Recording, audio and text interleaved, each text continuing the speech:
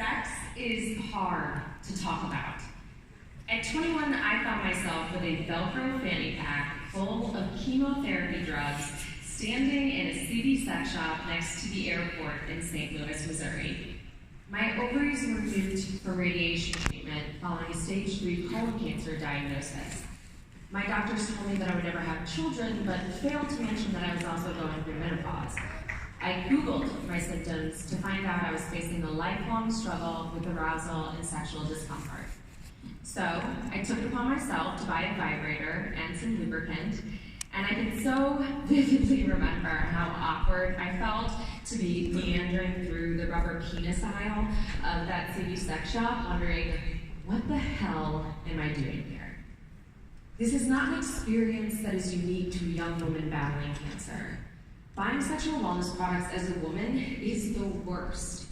Most products are designed by men from the male perspective of what they think women want. There's also a remarkable void in educational content when it comes to female sexual pleasure. In fact, most people learn about sex through porn.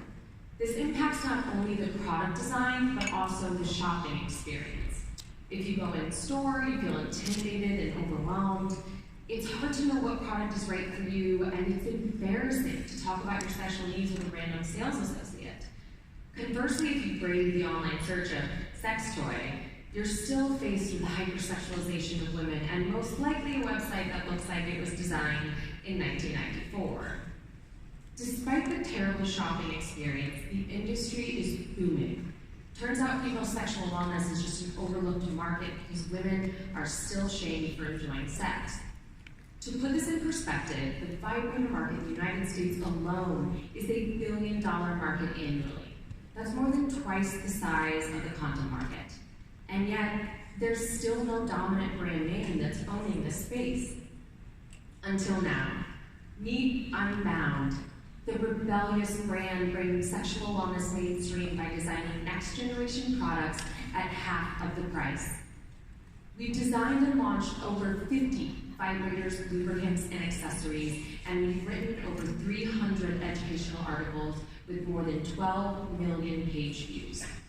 Today, we are so excited to share a product that we've been working on for over 2 years. Introducing Palma, a wearable, fashion-forward vibrator. This ring is reframing how we think about female sexuality. Its discreet yet beautiful design allows a woman to wear her sexuality on her sleeve without the feeling of shame. Let's show you how it works.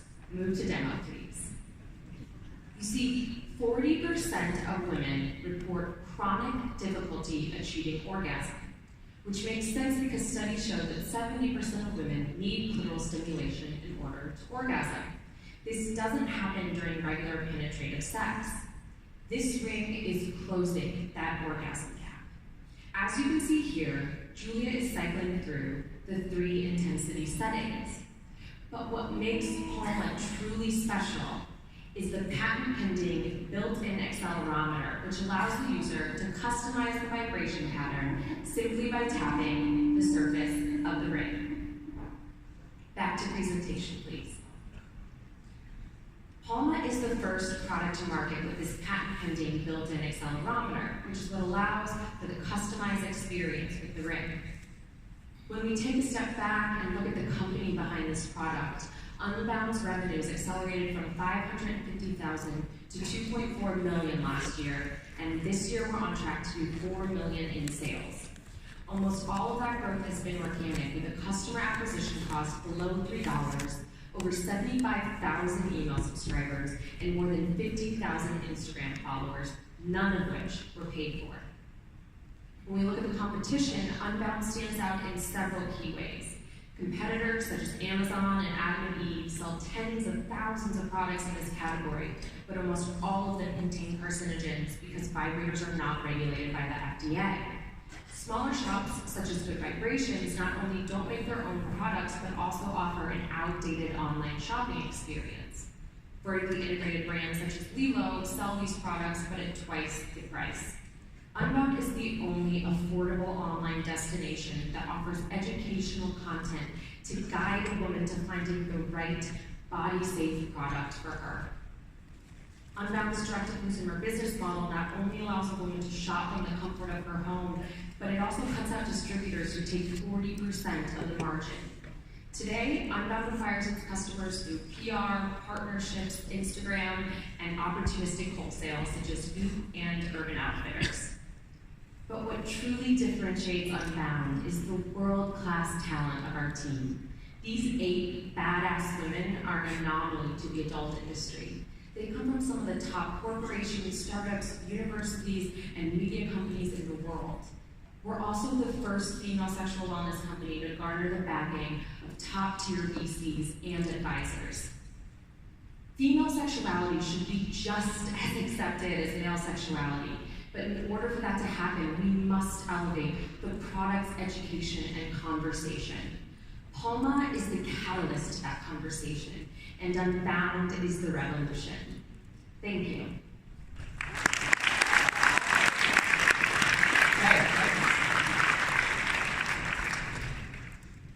Great presentation.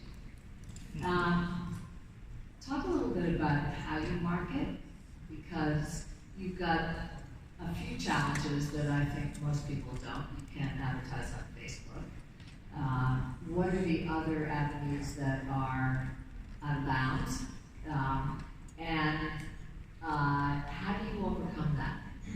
Yeah, that's a great question. So Facebook and Instagram don't currently allow us to advertise, but we have been talking to their new global head of compliance, and they're very much open to changing that policy because Viagra brands like Trojan and Hims are allowed to advertise, so I think it's only a matter of time before we change that policy. Unbound's really unique because we've been able to grow almost entirely by word of mouth. We represent, I think, a sex-positive movement in feminism, and so content and SEO are our primary customer acquisition channels because 89% of millennials Google their sexual health and wellness questions. So we focus on long-tail SEO in capturing those searches and then converting them into customers. Also, word of mouth. Can you tell us a little bit about, first of all, congrats, always love to awesome entrepreneurs.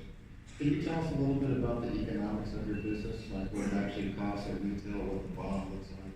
Absolutely. So we found that the sweet spot for the retail price is anywhere from $35 to $99.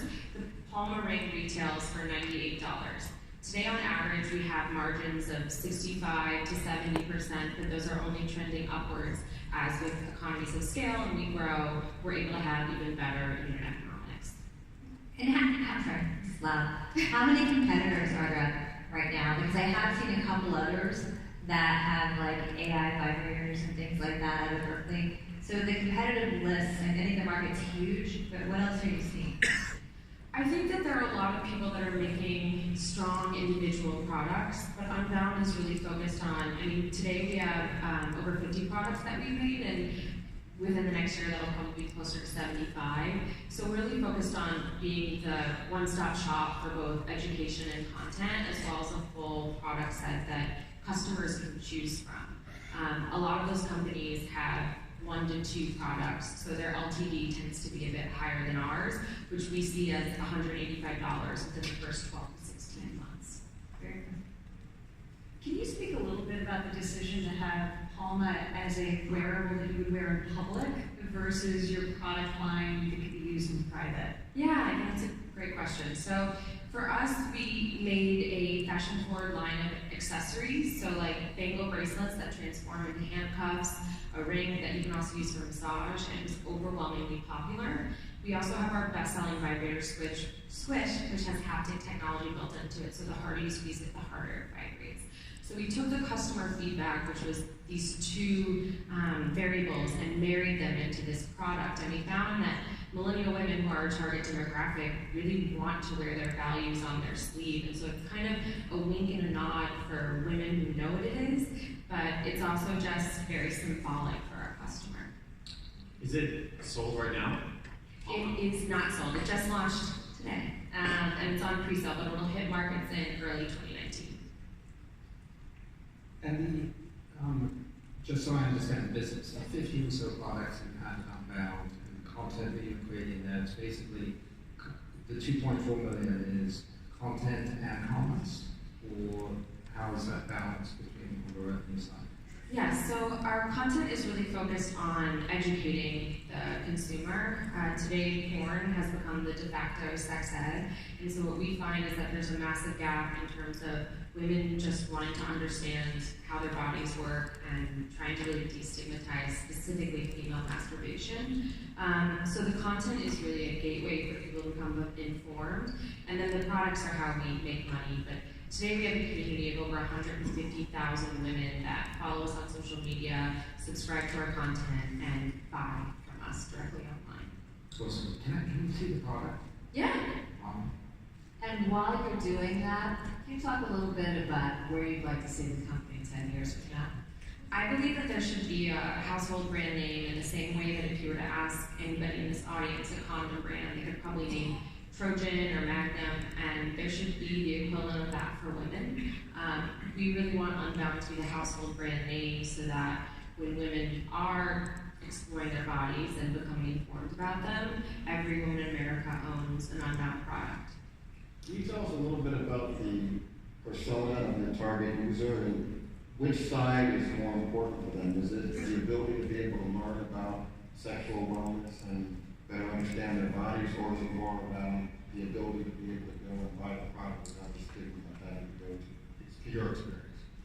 I don't see them as mutually exclusive. I think that we often capture customers who are turning to Google to answer their questions, and then they see the products and that they're not phallic or they're not intimidating, and we don't have women in 4-inch high heels and lingerie and a full face of makeup on our website because women don't find that relatable.